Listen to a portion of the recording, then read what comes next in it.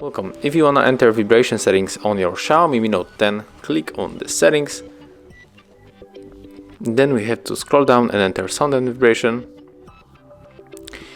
And as you can see, here we can go we can scroll a little bit, and about the vibration we can free option. So there's vibrate for calls, vibrate in silent mode, and also vibrate on type. So when we are touching the screen, we will feel the haptic vibration going through the screen to our finger. And we can just choose the strength of the vibration, so we can just stay with strong, medium, light, or just turn off this. And yeah, this is how it looks. Thank you for watching.